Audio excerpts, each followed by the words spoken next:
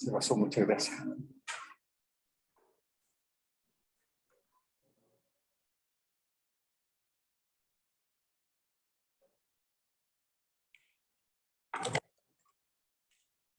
Bueno, hola jóvenes, buenas tardes.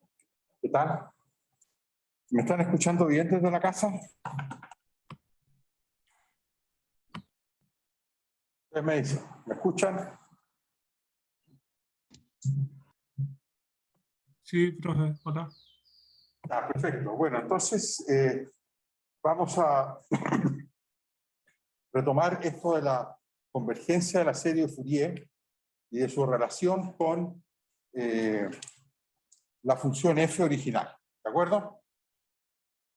Entonces, esta sección es convergencia de la serie de Fourier.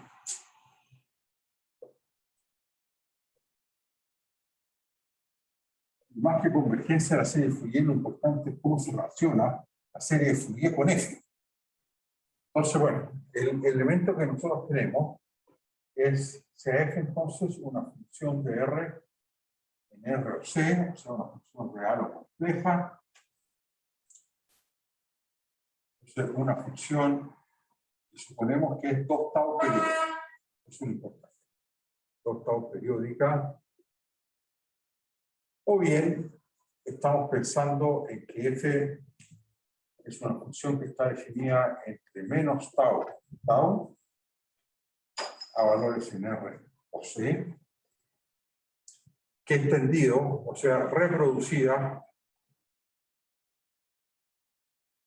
por 2 tau periodicidad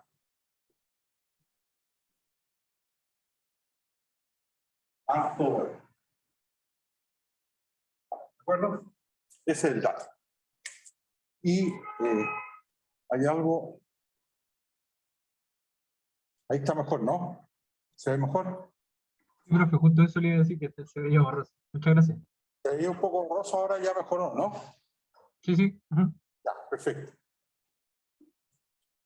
Bueno, entonces, a esta función f asociamos lo que hemos llamado la transformada de Fourier, perdón, la serie de Fourier asociada a f. Entonces, a f asociamos, ¿cierto?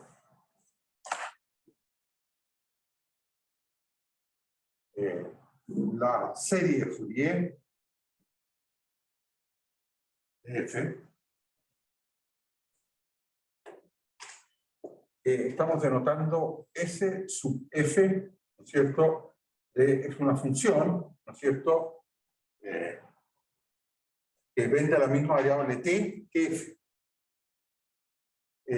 La serie de Fourier, que en tanto que serie,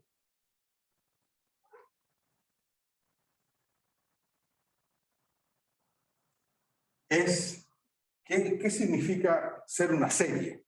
¿Recuerdan ustedes en matemáticas? ¿Qué significa ser una serie? Es una suma infinita. O sea, ustedes tienen, es un límite. Es el límite de las sumas parciales. ¿Verdad? Ustedes suman el primer elemento, o sea, toman el primer elemento, suman el segundo, suman el tercero, suman el cuarto, y esas sumas parciales, sumando 1, 2, 3, 4, hasta n mayúscula en elementos, es lo que se llama la sucesión de sumas parciales. La serie se define como ¿qué cosa? Como el límite de esas sumas parciales. ¿Está claro? Entonces, que en tanto serie es el límite de sumas parciales.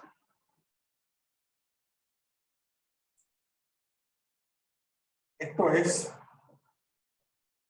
esta serie de Fourier como función, digamos, es el límite cuando n mayúscula tiende a infinito de lo que podríamos llamar la suma solo hasta n, ¿no es cierto?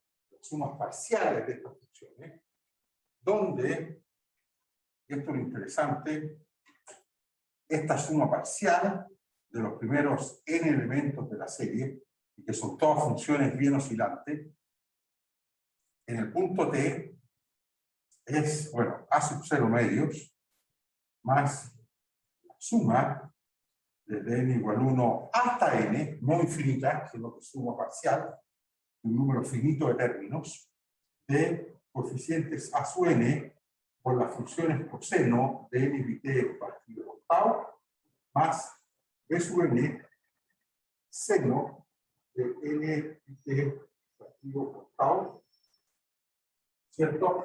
Donde los coeficientes a sub 0, a sub 1, b sub 1, etcétera, dependen de f a través de fórmulas integrales, de expresiones integrales.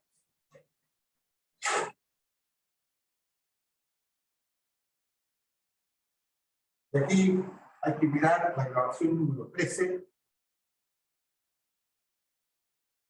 donde está todo explicado exactamente cómo se calcula cada uno de esos coeficientes. ¿De acuerdo?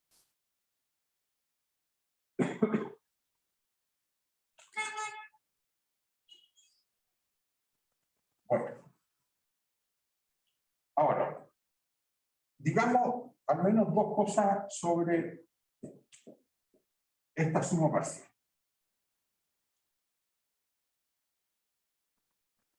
Bueno, estas sumas parciales son, por supuesto, sumas de funciones coseno senos, ¿cierto? O sea, estas son funciones de clase C infinita, ¿verdad? Y muy oscilantes. ¿Por qué razón? Porque este coseno de n pi t, ¿cuántas oscilaciones tiene en el intervalo menos tau tau? N oscilaciones. ¿Cuál es la función seno? Oscila n veces, ¿cierto? En el intervalo menos tau tau. ¿Ya? ¿Están de acuerdo en la casa? Entonces, yo voy a poner aquí una observación muy simple.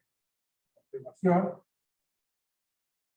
Primero, que la función S supra n de f, o sea, la suma parcial, es una función de clase C infinito de todo el valor R. Es, por supuesto, 2 tau periódica. Y es altamente oscilante.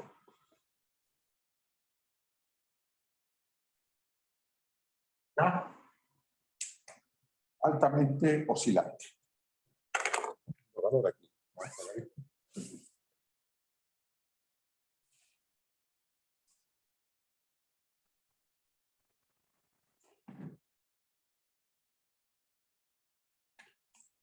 Ahora, por su parte, la función f puede ser una función, como lo hemos mostrado en las clases anteriores, una función que es incluso discontinua, o sea, está lejos de ser una función de clase C infinita.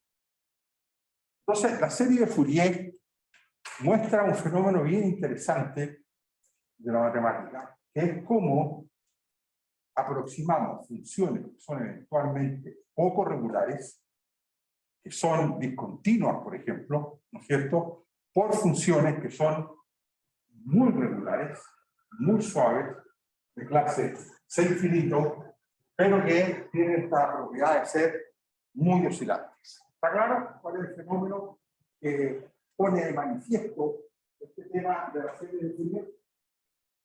¿Ya? Bueno, entonces la pregunta que nos vamos a hacer ahora es ¿cómo se relaciona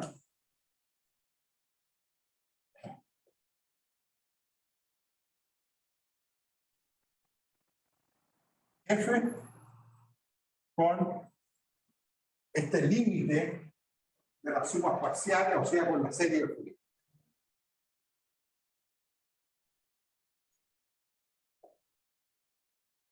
¿Okay? Ahora, evidentemente, en muchos casos, de los casos más interesantes, nunca se puede decir que las dos cosas son iguales en todo mundo. ¿Están de acuerdo? ¿Ya? Porque aquí estamos hablando de cosas muy suaves, a pesar de que, bueno, cuando uno pasa al límite, en estas cosas puede obtener algo que no es tan suave. ¿De acuerdo? El límite de cosas de clase C infinito depende de cuál sea la norma y cuál sea la topología con la cual pasemos al límite de la asociación de funciones. Lo que obtengamos al final podría no ser de clase C infinito. ¿Y cómo se relaciona con F? Bueno, lo normal, lo primero que vamos a decir es que, o sea, primera respuesta, que no es una respuesta, sino que una primera información sobre cómo vamos a resolver esta cuestión, es que, primera respuesta, esto depende de las propiedades de F.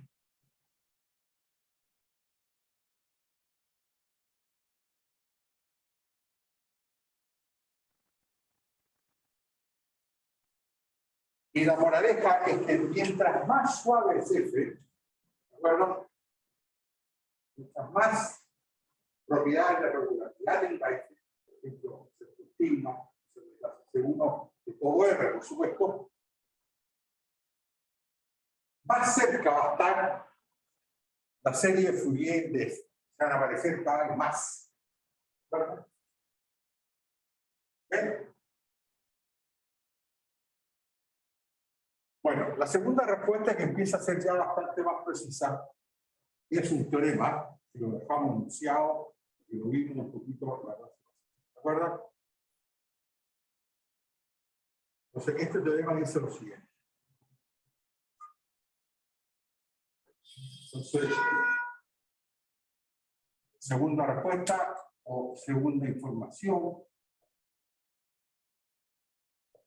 sobre esta pregunta es un teorema. Entonces, el teorema dice lo siguiente. Primero, si F es de cuadrado integrable, ¿se acuerdan?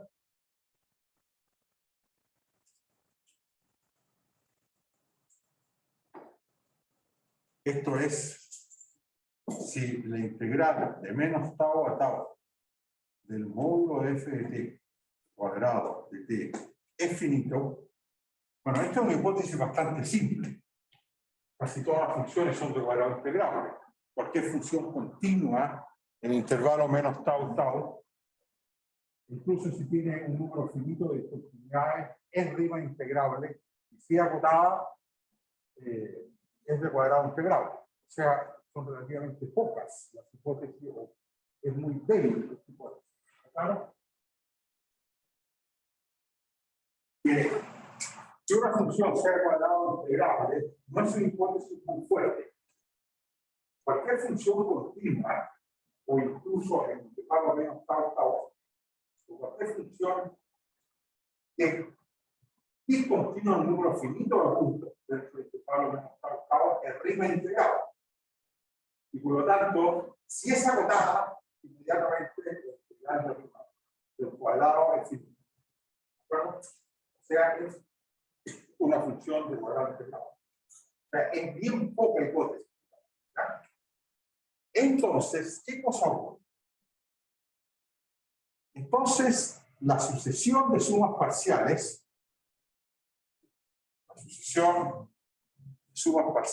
S sub n de f, como funciones, digamos, función de sumas parciales,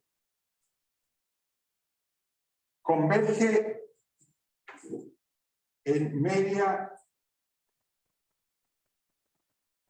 cuadrática, una medida de la norma.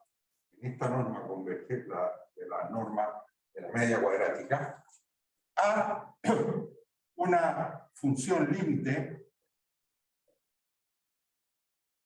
que estamos llamando S sub f de t, S sub f, que es la serie de Fourier, que también es de cuadrado integrable.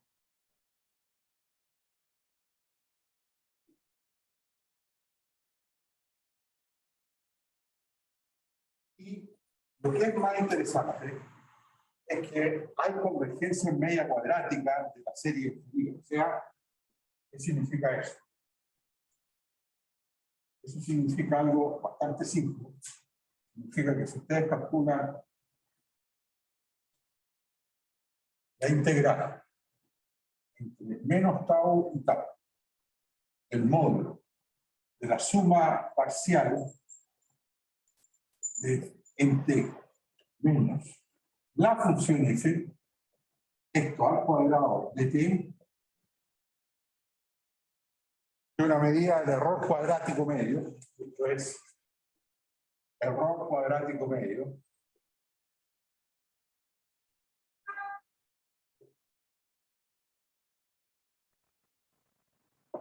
¿Ya? Esto, o sea, la diferencia entre la suma parcial y la función f, pero elevado al cuadrado e integrado entre menos tau y tau, eso tiende a cero cuando n tiende a infinito. Ahora, que eso tienda a cero cuando n tiende a infinito no significa que la función en cada punto t que haya hecho va a tender a cero. Es bastante menos oneroso que eso, ¿de acuerdo? Lo de adentro no tiene por qué tender en todo punto t a cero. ¿Ya? ¿Ah? ¿Perdón? Eso cuando n tiende a cero. Perdón. N tiende a infinito. ¿Ya? N tiende a infinito. ¿Ya? Ahora, gráficamente hicimos un dibujo para darnos cuenta de qué significa esto. Aquí tenemos un intervalo menos tau, tau. Si esta es la función f, por ejemplo, que lo voy a hacer con una discontinuidad aquí, por ejemplo. ¿Les parece? Pero le vamos a pedir que el valor acá, el valor allá sea lo mismo. ¿Ya? No hay discontinuidad en tau ni en menos tau, sino que en este punto aquí. Entonces vamos a decir, esta es f, y vamos a dibujar para un n grande, s sub n de f, ¿de acuerdo? O sea, la función suma parcial de estas senos y cosenos, ¿de acuerdo? Entonces, esa función ya dijimos es de clase infinito y muy oscilante. Y se empieza a aparecer en media cuadrática f, ¿de acuerdo? ¿Qué significa eso? Significa que esta función es una función oscilante, que se parece a f, y que, ¿dónde aumenta sus oscilaciones? Sus oscilaciones necesariamente la aumenta cuando nos acercamos a las discontinuidades. ¿Por qué razón? Porque ahí la suma parcial no sabe si parecerse a este valor o al otro. Entonces lo que hace es bajar acá, por ejemplo, subir, bajar, y ahí ya después seguir con una buena oscilación. ¿De acuerdo?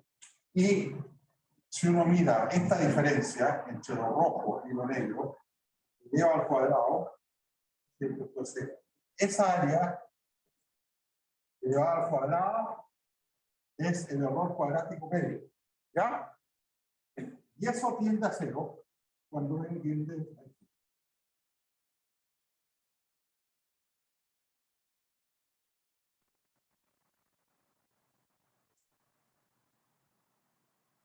¿Ya? Bueno, esta es una convergencia bien débil. O sea, no está diciendo mucho de que haya convergencia en puntual. Entonces, eso lo vamos a hacer como una función, que es importante.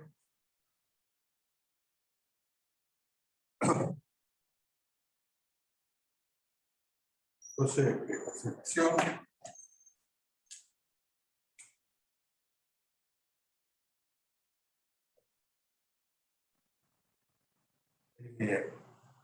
Esta convergencia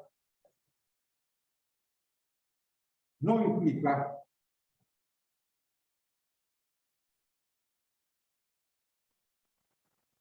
que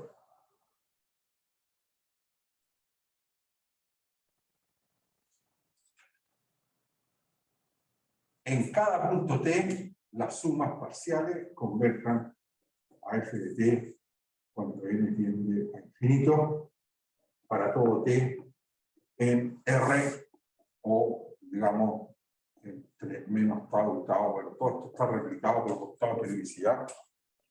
O de modo que da lo mismo que saber qué pasa entre menos tau y tau y todo. ¿De acuerdo? A ver, un ejemplo clásico. Ejemplo clásico.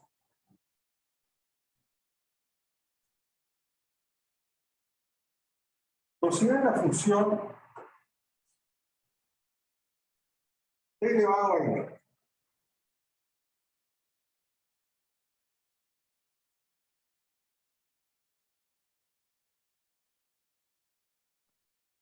Sería, por ejemplo, t cuadrado, t cubo, bueno, etcétera, en general, t elevado a n. ¿Ya? Ustedes, ¿lo han visto ustedes la función t elevado a n entre 0 y 1, por ejemplo? Esto, en error cuadrático medio, tiende a la función 0. Fíjense ustedes, la integral de 0 a 1 del módulo de t a la n menos 0 al cuadrado de t, ¿cuánto vale? ¿Ah? Esto es la integral de 0 a t, de 0 a 1, quiero decir, 0 a 1, de t elevado a 2n, de t, ¿no es cierto? ¿Ya?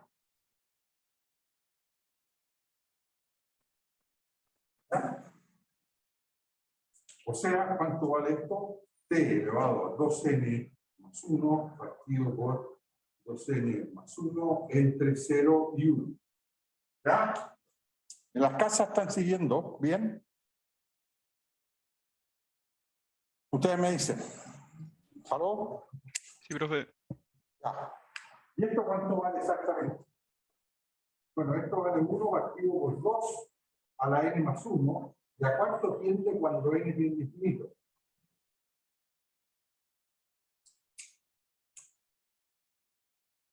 A 0. ¿Están de acuerdo? O sea que esta sucesión de funciones, de cuadrado, de cubo, de la n, son funciones que van tendiendo en error cuadrático medio a 0. ¿De acuerdo? Sin embargo, por ejemplo, en t igual 1,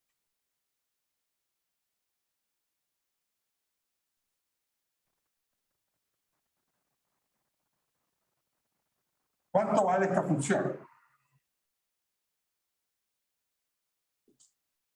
Ahora, sin embargo, puntualmente, t a la n converge cuando n tiende a infinito, ¿a qué función? Sin embargo, para todo t fijo, por supuesto, en el intervalo 0,1, t a la n ¿a cuánto converge? Bueno, converge a 0 si t es menor que 1. Pero en t igual 1, para todos los valores de n mayúscula, siempre ¿cuánto vale? 1. Si t igual 1. Y esta función no es distinta de la función 0. No es la función idénticamente nula. ¿Me explican? O sea, ahí ustedes tienen convergencia en error cuadrático medio a una función límite, pero no pueden decir que en cada punto t la sucesión de funciones vaya a converger al mismo límite. ¿Está claro? ¿Ya? Bueno. Entonces, eso es la discusión sobre... Sí, dígame. T igual 1, ¿verdad? ¿Ya? Bueno, ahora vamos subiendo de hipótesis sobre cada vez más propiedades.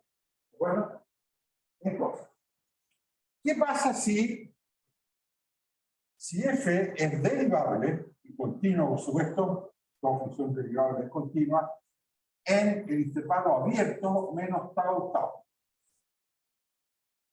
Entonces, en ese caso,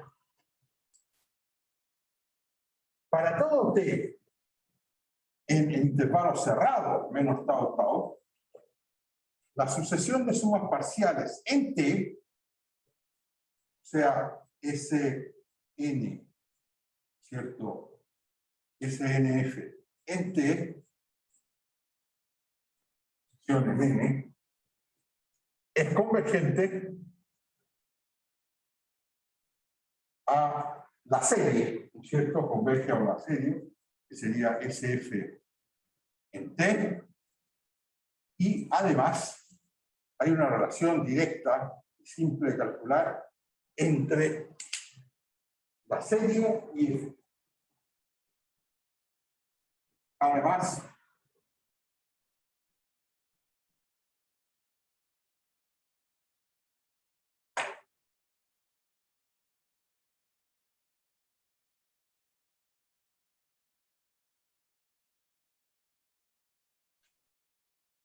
la serie de Fourier en ese caso, en el punto T, coincide exactamente con F si T está entre menos tau y tau. Perdón, se me olvidó una pequeña hipótesis. Y F es derivable y existen las derivadas por la derecha en tau menos, en menos tau por la derecha, y existe la derivada en tau menos. Entonces, perdón, se me había olvidado esa pequeña cosa. Que F es derivable y existen las derivadas por la derecha en menos tau y por la izquierda en tau. ¿Ya? Que no tienen por qué ser iguales, podrían ser iguales, pero no tienen por qué ser iguales. O sea, podría haber una discontinuidad de la primera derivada también en tau. Entonces, en ese caso, la sucesión de sumas parciales es convergente en cada punto t a la serie de Fourier completa, y la serie de Fourier coincide con F ahí, y en los extremos converge al promedio.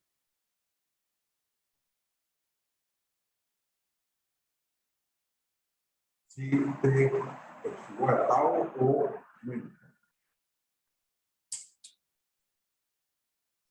Al promedio de las límites por la izquierda y límites por la derecha. ¿De acuerdo? ¿Ya? Bueno, y hay una versión todavía, esta se puede seguir mejorando, que le llamamos óptica. Es que F podría tener eventualmente no ser derivable en todos los puntos del intervalo menos tau tau. Podría ser que tuviera una discontinuidad. Si F es discontinua en un punto, llamémoslo T sub 0 del intervalo menos tau tau, pero existe la derivada por la derecha y por la izquierda cuando nos acercamos a F a T sub 0, entonces la serie de Fourier pasa lo mismo que antes, pero en el punto T sub 0 es simplemente el valor por la derecha más el valor del límite por la izquierda y partido por eso. ¿Ya? O sea, en ese caso también converge al promedio entre los valores por la derecha y la izquierda. Ahora, esto es bien normal de toda la discusión que tuvimos sobre la oscilación. En los puntos donde la función f es discontinua, las oscilaciones no saben si irse al primer valor o irse al segundo. O sea, el límite por la izquierda o el límite por la derecha. ¿De acuerdo? Y lo que hacen es oscilar entre esos dos valores. Pero en ese punto convergen al promedio de esos dos valores. Es todo lo que pasa. ¿De acuerdo? A ver, veamos un ejemplo. A lo mejor es ver un ejemplo.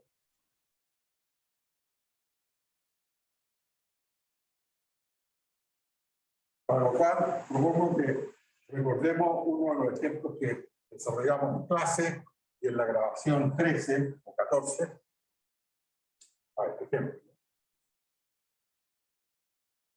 ¿Se acuerdan ustedes de la función f de t igual t en el intervalo menos pi, pi?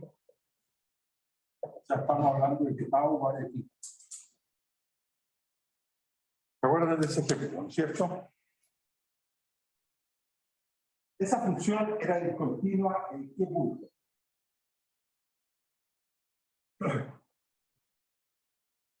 Porque esta función en realidad hay que mirarla reproducida por periodicidad, ¿no es cierto? Pi, pi. Exactamente, es lo que ¿ya? Entonces aquí tenemos 3pi y la función es eso ahí, pues sigue parecido, y menos pi, y aquí es ¿ya? Y esto se reproduce hacia el lado izquierdo. Entonces, la discontinuidad está en los múltiplos de pi, ¿ya? Los múltiplos impares de pi, perdón. ¿Ya? Pi, 3pi, 5pi, 3pi, ¿ya?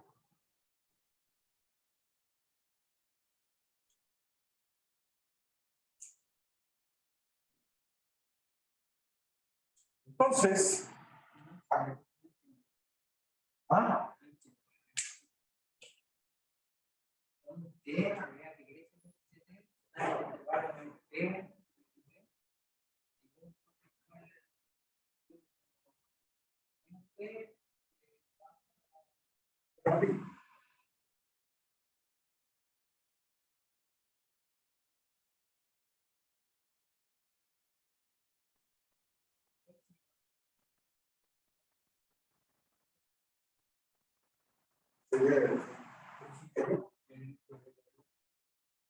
El recorrido aquí es menos pi, esto es menos pi,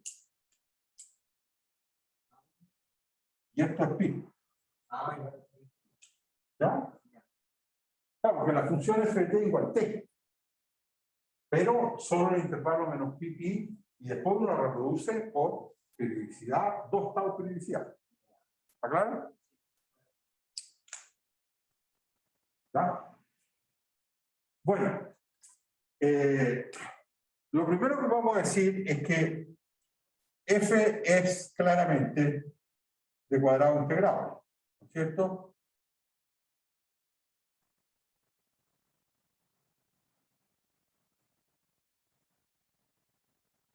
Y entonces, por la primera parte del teorema, hay convergencia en media cuadrática de la serie de Fourier.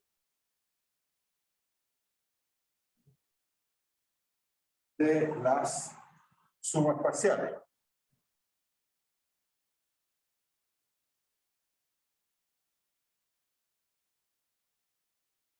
¿De acuerdo? ¿Ya? De otra manera, S sub n debe ser algo así. ¿Se dan cuenta? ¿Ya? Y aquí, cuando uno llega acá, la serie de Fourier no sabe si acercarse a ese valor o el de acá. Entonces, ¿qué hace?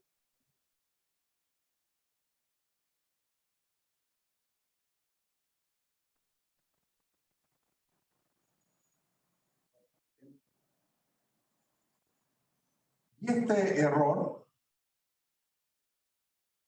¿a cuánto tiende? Al cuadrado. La diferencia entre esas dos funciones. Eso tiende a cero. ¿De acuerdo? Esta área al cuadrado tiende a cero cuando n tiende a infinito. Bueno, esto por supuesto es la función, la suma de los Sn. Que además nosotros lo calculamos. ¿Se acuerdan ustedes? ¿Cuánto varía?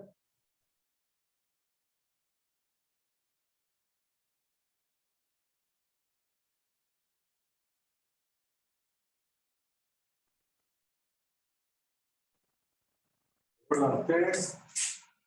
S n de esta función f en t era 2 veces factor común de seno de t más 1 medio seno de 2t más 1/3. No, este era con menos. Este era con más seno de 3t menos. Bueno, la suma Sn llega hasta, el último es menos o más 1 partido 2n seno de nt más, puede haber sido menos o más, dependiendo si n es positivo, o sea, el par o el par, seno de nt. ¿De acuerdo? ¿Ya? Esa es la suma parcial de Fourier. ¿Verdad? Entonces son funciones, son combinaciones de funciones seno, cada vez más oscilantes, y multiplicadas por el coeficiente que está cada vez más chico. ¿De acuerdo? 1 medio, 1/3, etc. Bueno, signo menos, signo más, etc. ¿De acuerdo? Ahora, lo otro que podemos decir es que esta función f no solo es de cuadrado integrable, sino que también es derivable en el intervalo menos pi abierto, y existe la derivada por la izquierda, menos pi, por la derecha, perdón, menos pi, que cuánto vale.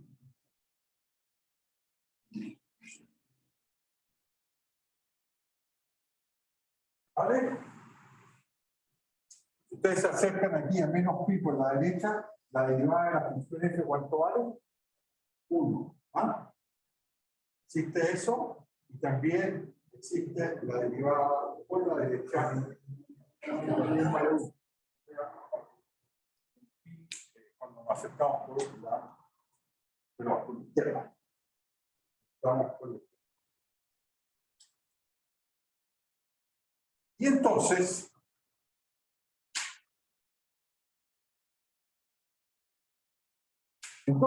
¿qué se puede decir? Que para todo t en el intervalo menos pi, cerrado ahora, la suma parcial converge a la serie de Fourier, y la serie de Fourier coincide con f, o sea, es igual a t para todo t en el intervalo menos pi, y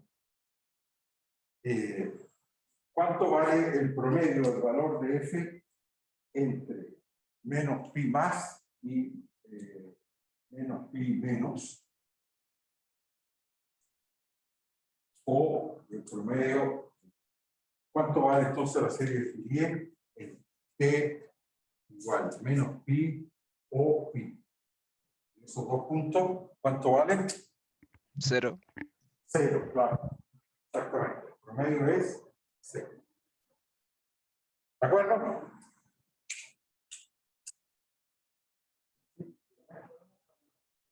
¿Perdón? Sí, ahora sí, terminamos en 30 segundos. Voy a borrar aquí y hacemos un break, ¿no?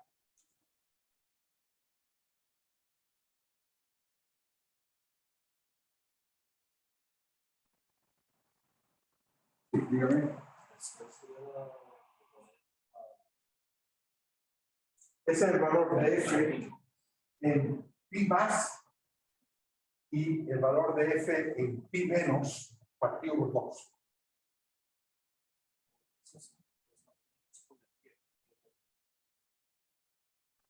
Usted se acerca a pi por el valor por la derecha, se acerca por el valor por la izquierda,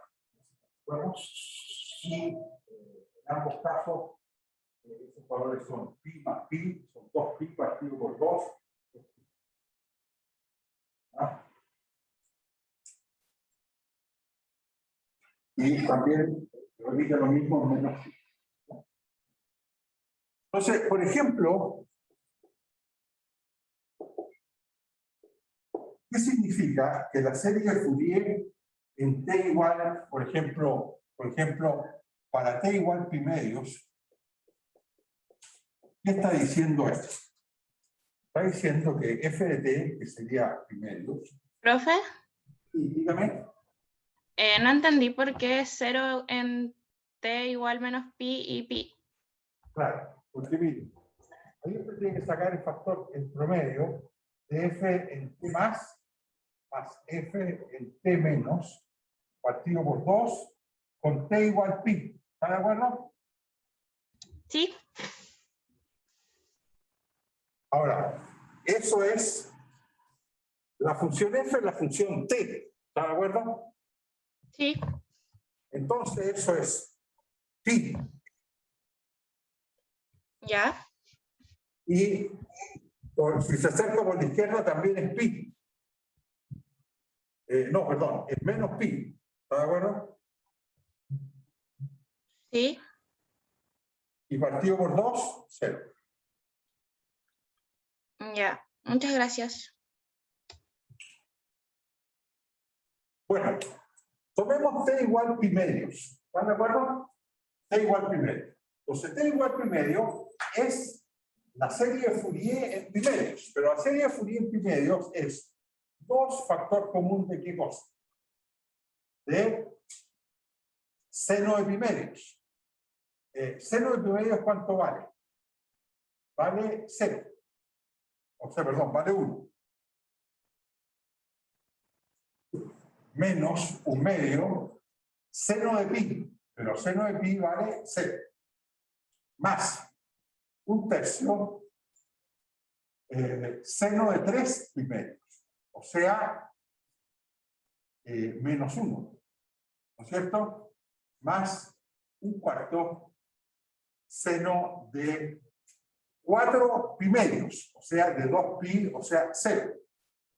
Menos un quinto, seno de pi medios, que ahora sería 1. Más un sexto o 0. Bueno. ¿Está claro?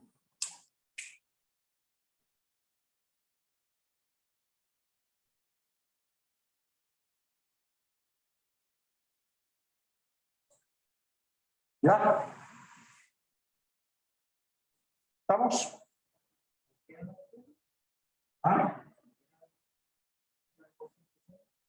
¿Cuál cero? ¿Este cero? Aquí es seno de 2t. Seno de 2t. T vale primero. O 2 es pi. Seno de pi, 0. Ahora, aquí es seno de 3 primeros, que vale menos 1. Aquí es seno de 4 primeros, o sea, de 2 pi, 0. Bueno, o sea, si ustedes dividen por 2, que aquí pi cuartos es igual a qué cosa? A 1 menos un tercio, ¿no es cierto? A ver, este es menos, perdona. Ese es menos y este es más. Y entonces este es menos. Los signos los tenía bien mal, ¿no? Entonces, menos un tercio, más un quinto, menos un séptimo, bueno, etc. O sea, pi cuarto sería la suma con k mayor o igual que 1, de menos 1 elevado a k más 1, ¿no es cierto? Partido por 2k ¿Está claro?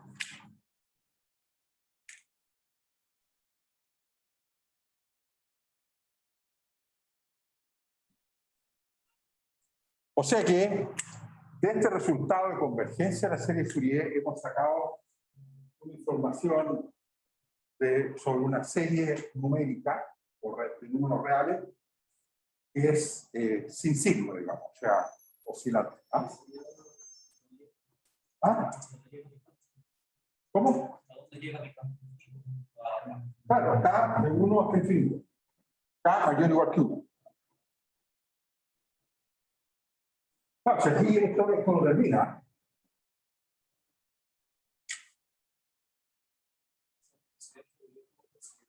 ¿Perdón?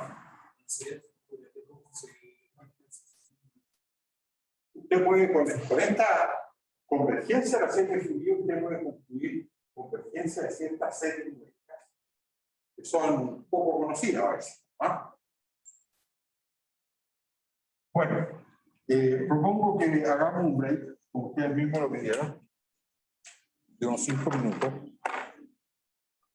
Son las 15:20 y, o sea, todavía tenemos un ratito para comenzar la siguiente sección de este capítulo, que van a ser ecuaciones de derivadas parciales.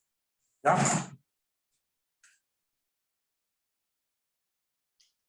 Entonces, entre tanto, en el break, ustedes me dicen qué hacemos. ¿Quieren conversar de algo? ¿Quieren descansar nomás? O, bueno, soy todo oídos.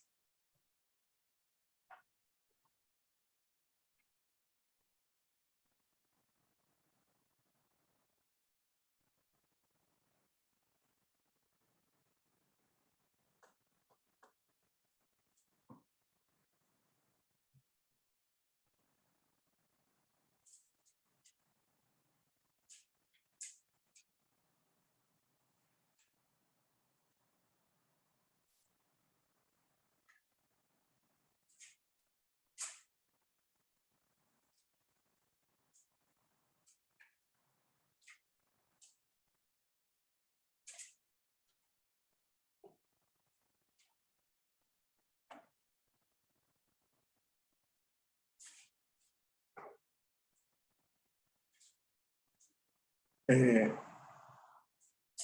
una pregunta en el chat. Sí, después de esto vamos a ver ecuaciones de derivadas parciales. Primero vamos a hacer una presentación de las ecuaciones de derivadas parciales más clásicas, que son los modelos típicos de las ciencias de la ingeniería. Lo vamos a hacer de manera en diagonal, digámoslo así, o sea, más bien anecdótica que de manera más rigurosa matemáticamente.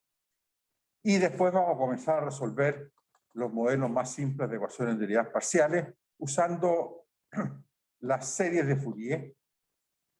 Con esas vamos a resolver algunas ecuaciones y después vamos a introducir otra herramienta que se llama transformada de Fourier, que es un poquito más general y más compleja que la serie de Fourier, para resolver otras ecuaciones de derivadas parciales. ¿De acuerdo? Ese es más o menos el panorama. ¿Usted me dice? Claro, es el análogo a la transformada de Laplace para ecuaciones diferenciales ordinarias. Exactamente.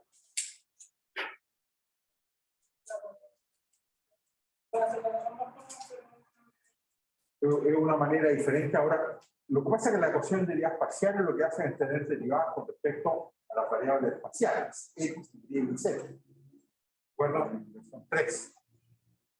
Entonces, esta transformada de Fourier lo que hace es transformar esas variables espaciales en otras variables. En variables de fase. ¿De acuerdo?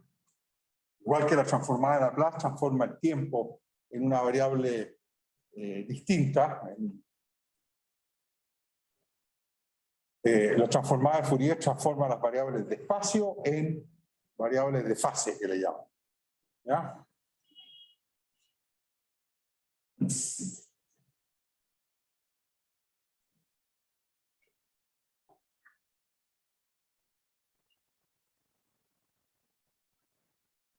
Ya, voy a borrar entonces para que podamos empezar con el título.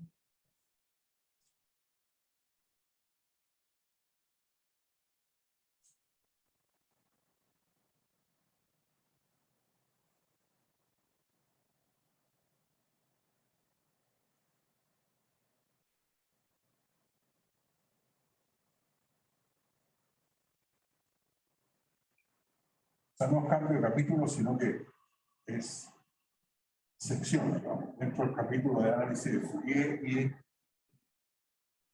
ecuaciones derivadas parciales.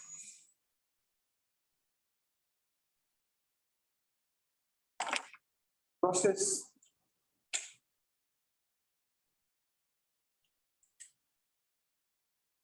ecuaciones derivadas parciales.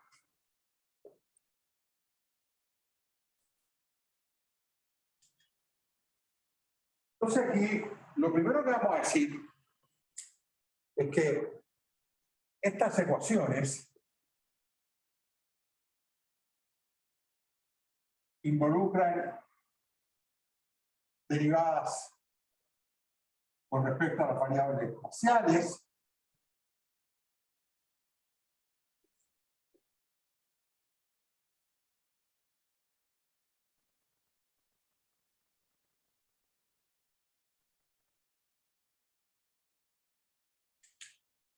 X, Y, Z, y son los modelos matemáticos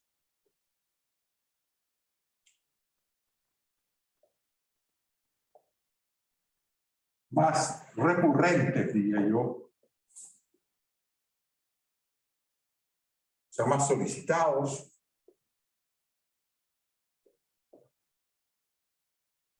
en ciencias de la ingeniería. Entonces, eso es lo primero, para saber bien de qué tipo de modelo estamos hablando. ¿Ya? Ahora, las ecuaciones, las EDP más clásicas, o sea, las primeras EDP,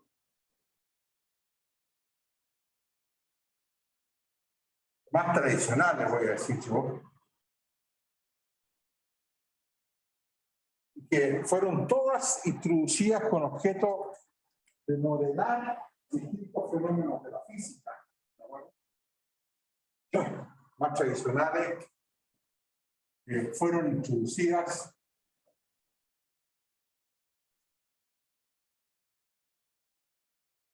para modelar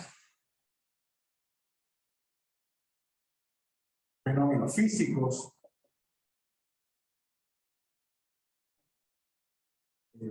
en general mecánicos en realidad, por ingenieros matemáticos de la Escuela Politécnica de París, por ingenieros de la Escuela Politécnica de París.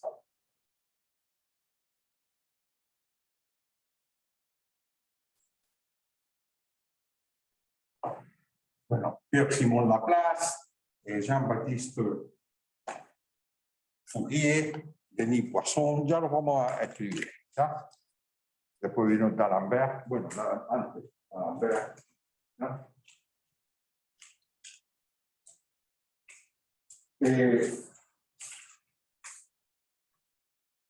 A ver, quizá el primer modelo matemático en mecánica importante, yo diría que fue el modelo de Newton, ¿de acuerdo? Cuando él escribió para describir la órbita de los planetas, ¿de acuerdo? Tiene un planeta orbitando en torno a otro, y entonces uno escribe la ecuación de la fuerza, la ecuación F igual a A, y obtiene un modelo matemático que describe la posición del planeta que está orbitando en función del tiempo. ¿De acuerdo? Esa es una ecuación diferencial ordinaria. ¿De acuerdo? No hace intervenir ecuaciones diferenciales con respecto al tiempo. ¿Ya? ¿De acuerdo? En las casas. Y ese sería, a mi juicio, el primero de los modelos matemáticos haciendo uso de derivadas, de ecuaciones derivadas, en ese caso, ordinarias. ¿De acuerdo? Que es la órbita planetaria en torno a un planeta fijo. ¿Ya? Ahora, en el caso de las ecuaciones derivadas parciales, yo no sabría decir cuál fue el primer modelo. No sé si fue la ecuación de Laplace. A ver, primera entonces. Los ejemplos emblemáticos son los siguientes. Primero, lo que vamos a llamar la ecuación o modelo de Laplace. Pierre-Simon Laplace. Entonces, ¿cuál era lo que estaba estudiando Laplace?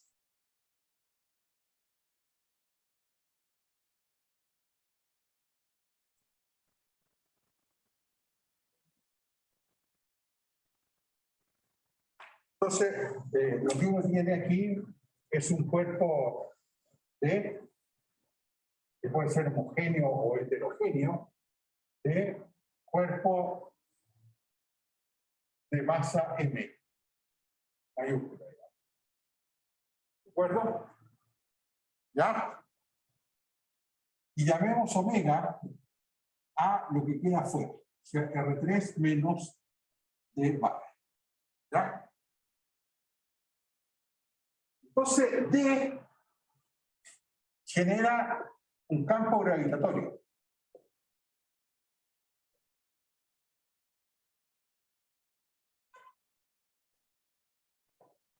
¿De acuerdo?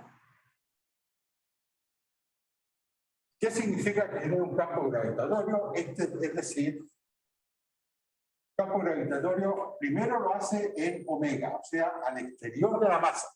¿De acuerdo? ¿Qué significa que genera un campo gravitatorio? Es decir, si en un punto R de coordenadas X, Y, Z, perteneciente a omega, ponemos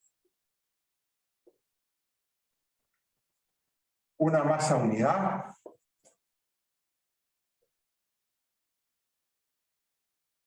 entonces D la atrae con una fuerza F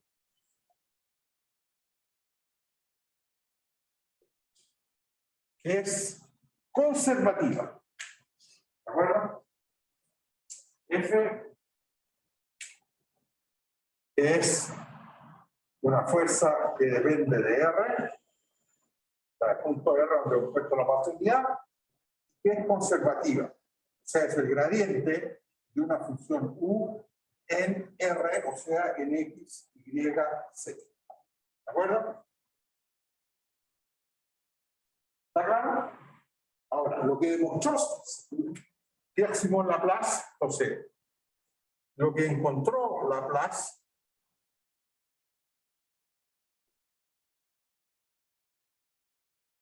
es que el potencial U satisface la ecuación laplaciano de U en dimensión 3 es igual a 0 en omega. O sea, fuera de la masa D. ¿De acuerdo? Y eso por eso se llama la ecuación de Laplace o la ecuación del potencial. ¿Está claro en la casa, jóvenes? Es la ecuación del potencial gravitatorio. ¿Ah? ¿Está claro? Sí. Sí, de acuerdo. Ahora, ¿qué cosa ocurre con esta? Esa es la primera, podríamos llamar la primera ecuación en derivada parcial o el primer modelo matemático de la mecánica. El modelo más simple. ¿Ah? Ahora, esta ecuación posee muchas soluciones. O sea, hay muchas funciones U que satisfacen delta U igual 0 o laplaciano de U igual 0. ¿De acuerdo? Bueno, recuerda que el operador laplaciano es la divergencia del gradiente, ¿ah? O la suma de la segunda derivada. ¿Ya? Entonces, posee muchas soluciones. Para determinar U de manera, digámoslo, única, determinar U, es necesario agregar lo que se denomina condiciones de borde sobre U. Las condiciones de borde son sobre el borde de la región exterior, o sea, sobre el borde de D, ¿me entienden? Sobre condiciones de borde sobre el borde de omega, y también condición al infinito. Condiciones al infinito. ¿Ya? O sea, la ecuación por sí misma, si uno se pone a resolverla, encuentra muchas soluciones. Y uno se dice, bueno, ¿cuál de todas esas es la que tiene el significado físico de ser un potencial gravitatorio? Y la que tiene ese significado es la que satisface además lo que vamos a llamar las condiciones de borde, o sea que U sobre el borde de omega tiene que satisfacer una cierta igualdad, por ejemplo, tiene que ser conocido, dado, por ejemplo, y que en el infinito se anule, por decir algo. ¿Ya? Es bien natural. Si ustedes tienen una masa concentrada en este dominio D, si ustedes ponen una masa unidad en el infinito, la fuerza que va a sentir, por supuesto, que es cero. O sea, la condición sobre el potencial en el infinito es que sea constante, que tenga gradiente nulo, que es la fuerza que siente la masa. ¿Está claro?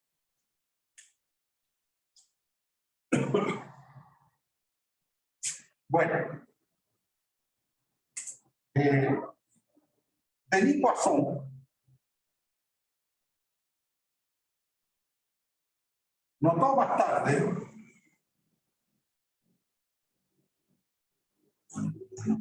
que al interior de D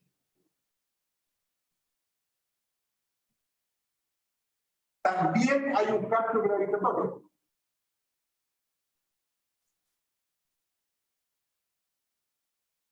¿Qué significa? Que al interior de D, o sea, esto es lo que estaba pasando fuera, ¿no es cierto?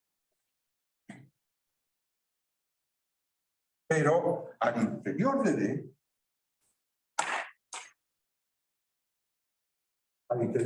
también hay un campo gravitatorio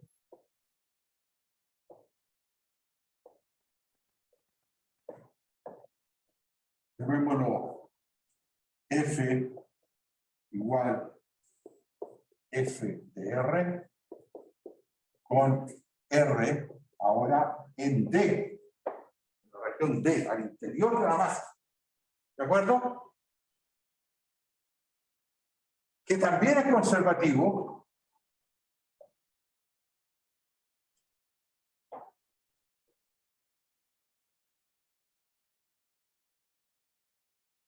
Es decir, esta F es también un gradiente de U. Y ahora, U satisface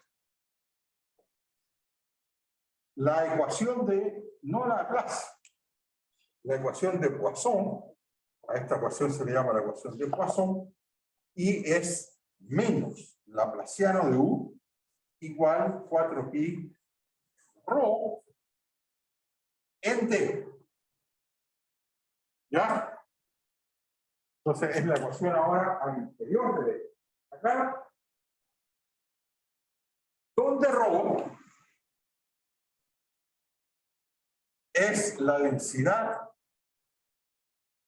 material, la cantidad de materia por unidad de volumen, es la densidad de D, o sea, del material en D. Que puede ser, por ejemplo, un material homogéneo. D podría ser puro acero, puro cobre, puro caucho, etc. O podría ser algo mezclado, puede ser heterogéneo, y ese ρ puede depender de R, o de X, Y, Z. ¿De acuerdo? Ah, ¿perdón? Puede ser, sí, claro. Menos laplaciano de U igual 4pi rho en D. Ahora, esta ecuación de nuevo, ¿qué cosa pasa si uno la trata de resolver?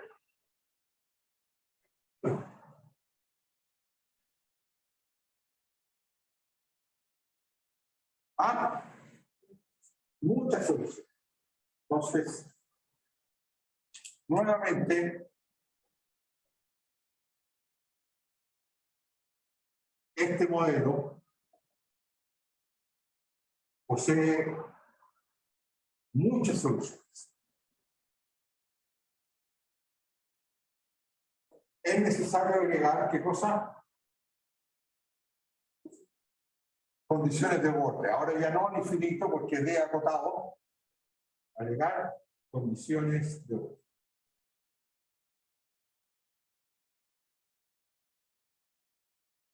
¿Ya? Bueno, esta es la segunda ecuación clásica, la ecuación de Poisson. La tercera ecuación interesante es, la tercera que apareció en realidad, es la ecuación del calor. Ecuación del calor, y esto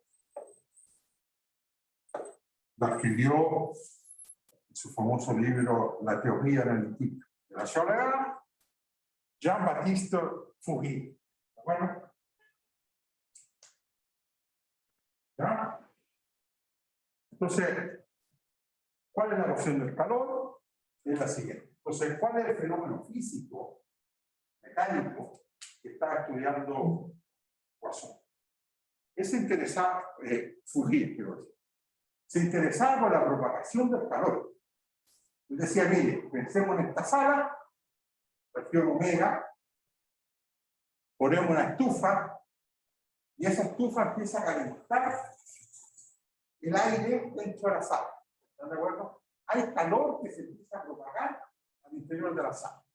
Y él quería saber cómo aumentaba y variaba la temperatura de la sala cada punto X, Y, Z y T. Y ahora tenemos la variable de tiempo también, que es importante. Que no era tan importante en el tiempo anterior, que era una ecuación estacionaria, o sea, independiente del tiempo. ¿De acuerdo? Entonces, bueno, la situación es la siguiente. Tenemos una región omega de R3, digamos, acotada, que sometemos a una fuente de calor. O sea, se le entrega energía calórica por unidad de volumen.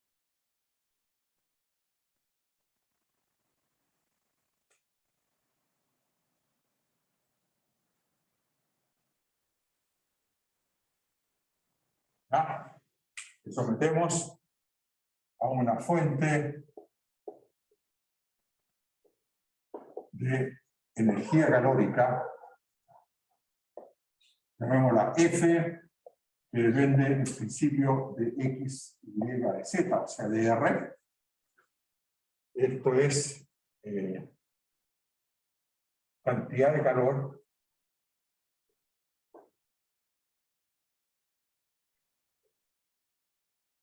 entregada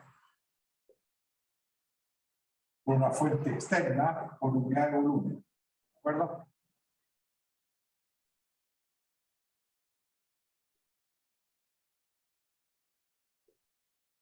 Por este F puede ser positivo si es que se entrega calor, puede ser negativo si es que se chupa calor. Bueno, o sea, si se le quita energía calórica a omega. ¿De acuerdo? Entonces, Fourier estudió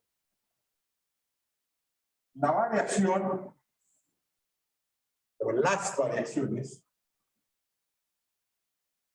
de temperatura de la región omega, ¿de acuerdo? O sea, a partir de una temperatura inicial. a partir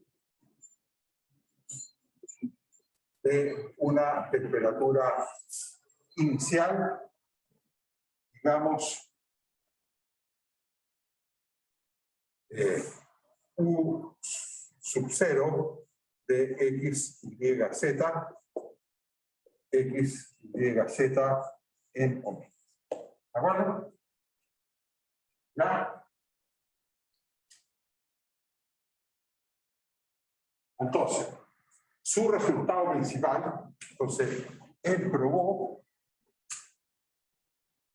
mostró física y matemáticamente que si U es la temperatura en el punto x, y, z al instante t, si U es la temperatura en x, y, z en t, entonces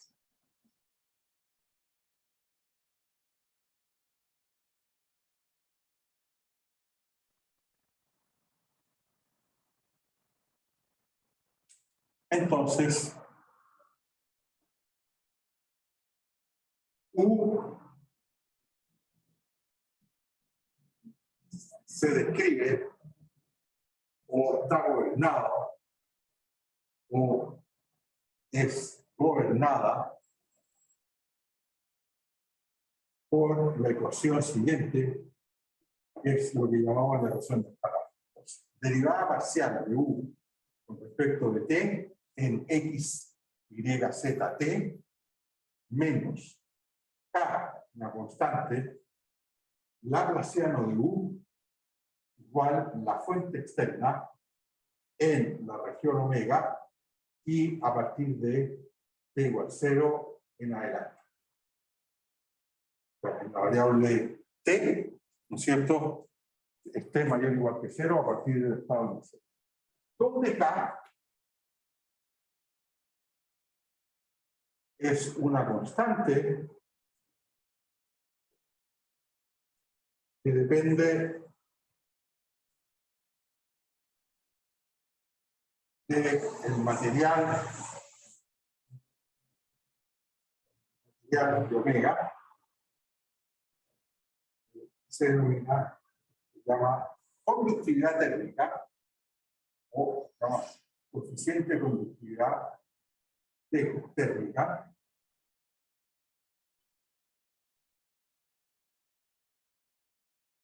que es lo que mide en realidad.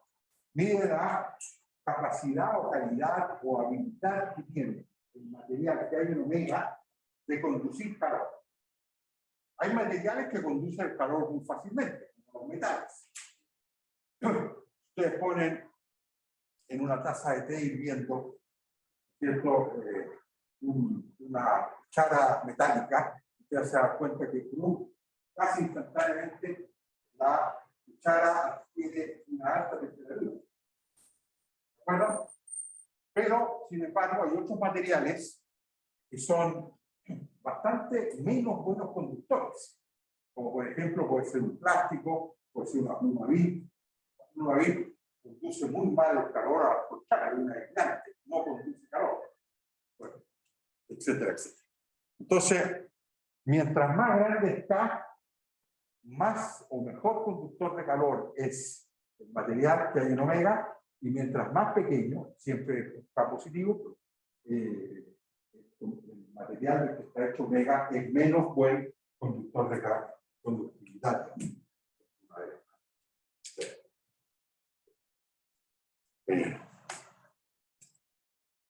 Bueno, digamos al menos dos cosas aquí. ¿Qué cosa pasará cuando uno trata de resolver esa ecuación?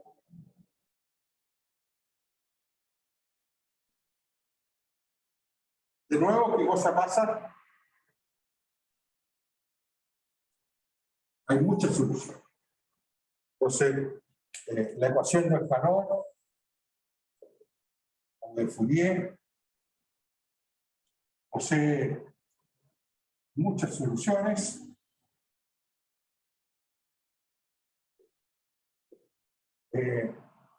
A ella se agrega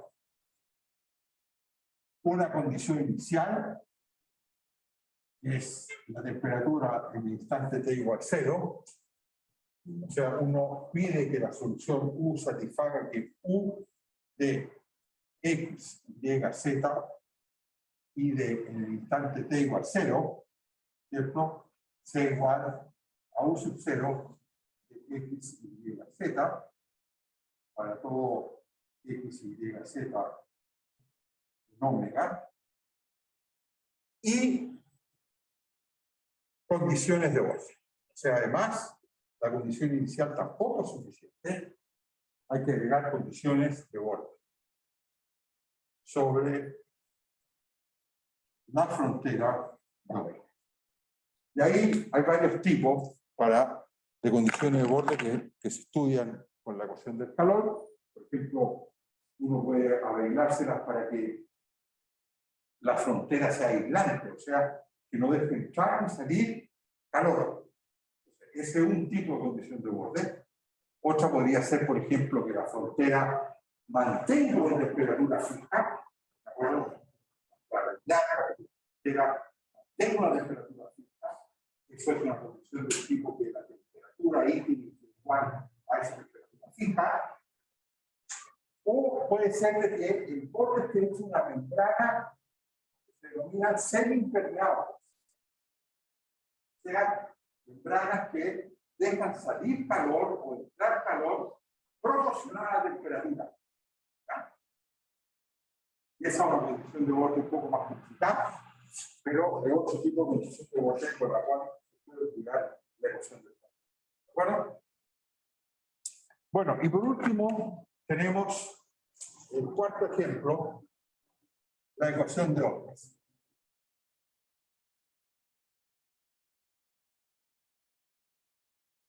Y esto fue D'Alembert, que la estudió.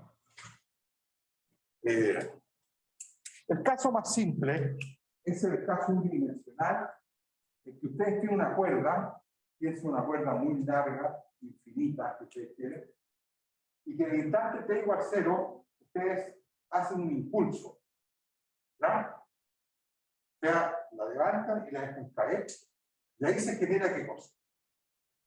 Es una manguera de bombero muy larga, ¿verdad? Se la levantan, la dejan caer, y hay una onda que se comienza a propagar a lo largo de la manguera, ¿de acuerdo?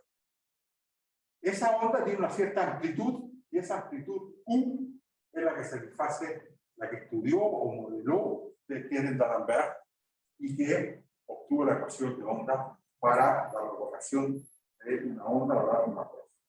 ¿Ya? Otro ejemplo interesante es, tenemos el agua quieta, un lago, y ustedes dejan caer una piedra. Entonces, inmediatamente se genera ¿qué cosa?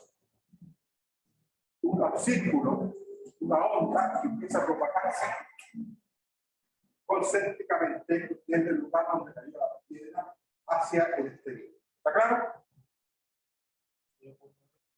¿Ah? No te escucho bien. ¿Ah? Claro. Bueno, esa función, que es la magnitud de esa onda, cada punto X, Y, Z o X, Y en caso bidimensional, es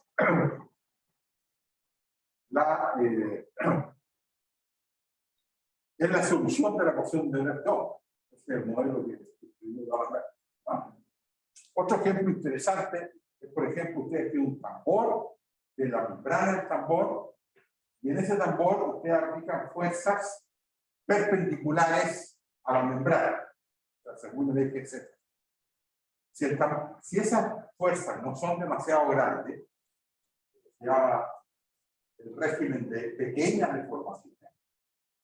Entonces, la deformación que sufre la membrana o la tapa del tambor, también esas deformaciones satisfacen la ecuación de onda.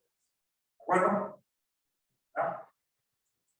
Entonces, de esto vamos a decir poco, Digamos, lo que vamos a decir es que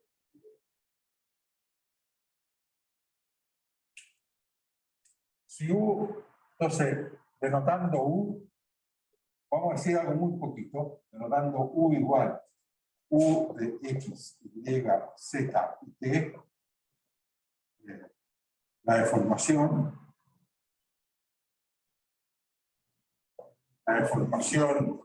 de una región omega su conjunto de R3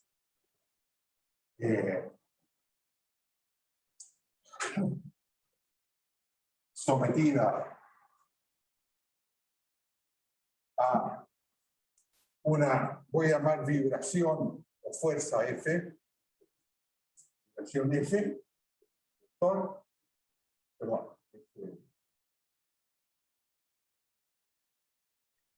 la deformación de una región omega en una sola dirección. O sea, vamos a pensar en el caso de la membrana de un tambor R2 sometida a una fuerza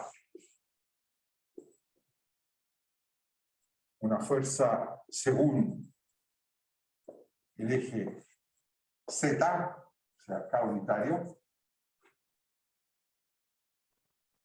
Esta resuelve la ecuación de ondas o la ecuación de D'Alembert. Es la ecuación, lo vamos a escribir inmediatamente, es muy parecida a la ecuación del calor, pero ahora en tiempo hay dos derivadas.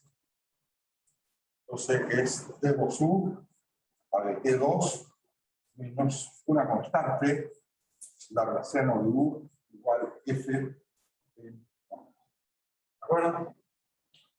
Donde F es la fuerza según el eje Z. Y U es la deformación según el eje Z.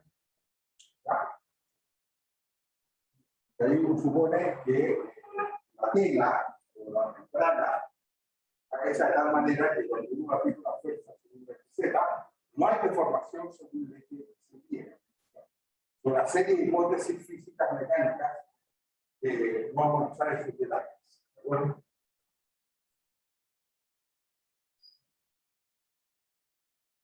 Ahora, en caso que haya una sola variable, bueno, aquí esta variable estamos en el R2, son dos variables, X y Y.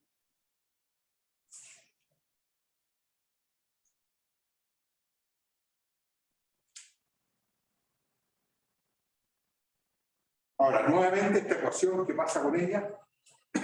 Si uno trata de resolverla, se da cuenta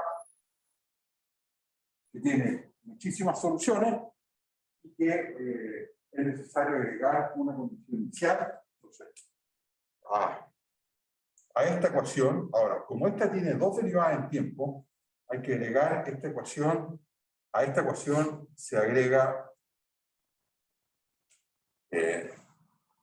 condiciones iniciales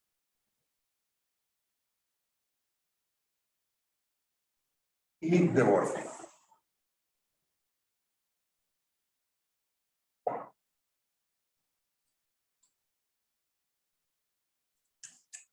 ¿Ya? Bueno, entonces tenemos cuatro ecuaciones como básicas, ecuaciones de ideas parciales, que serían la ecuación de Laplace, de Poisson, que es una variante de la ecuación de Laplace, la ecuación de calor y la ecuación de ondas. Entonces, lo que vamos a hacer a partir de lunes es comenzar a resolver estas ecuaciones con distintas condiciones iniciales y distintas condiciones de borde y usando el método de serie de Fourier o también conocido como separación de variables. ¿De acuerdo?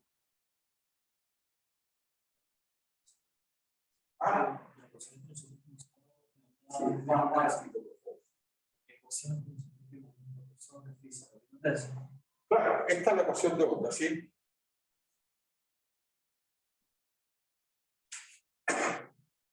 D2U de T2 menos una constante que es esta constante mide la velocidad de la onda en el vacío.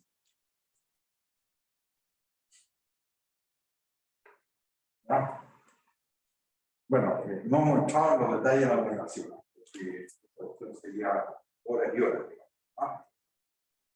Y a nosotros lo que nos interesa ahora es resolver estas ecuaciones. ¿Cuánto valen sus soluciones con condiciones iniciales, con condiciones? ¿Verdad? Y para eso vamos a usar series de Fourier primero y después vamos a estar transformadas. ¿Está claro? ¿Está claro en la casa? ¿Jóvenes? Sí, profe. Bueno, entonces, ¿tienen consultas, dudas?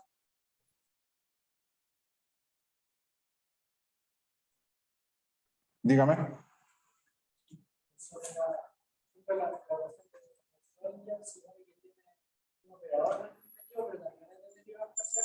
Sí, sí, esa es la cuestión de la mecánica cuántica. Eso ya no es tan tradicional, es una cuestión del siglo XX, digamos. Estos son siglo XIX.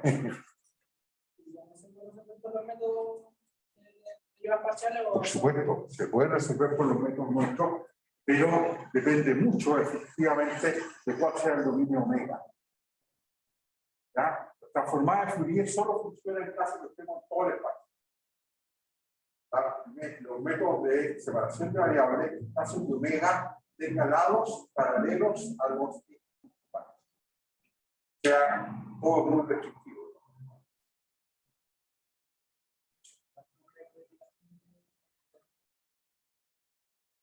La ecuación de onda lo que mide, lo que es un modelo para la amplitud de una onda que se propaga.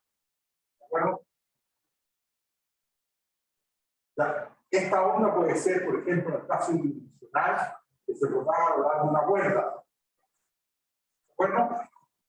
O puede ser que se propaga en una superficie, ¿cierto?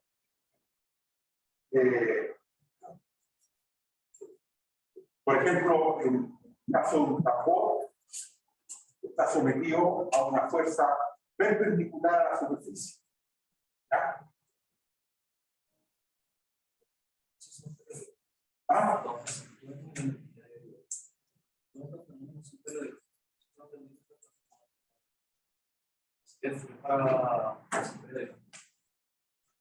El caso periódico va a ser muy importante, sí, efectivamente. El caso periódico va a ser muy importante, pero no todos son periódicos, porque el dominio omega puede ser en principio cualquier cosa. Pero para que funcione el método de separación de variables, omega tiene que tener lados paralelos a los ejes. O sea, hay una suerte de división.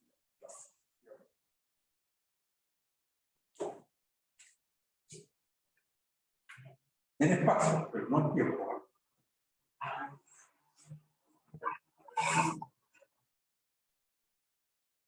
Bueno, más consultas desde las casas. Bueno, en ese caso voy a suspender la grabación.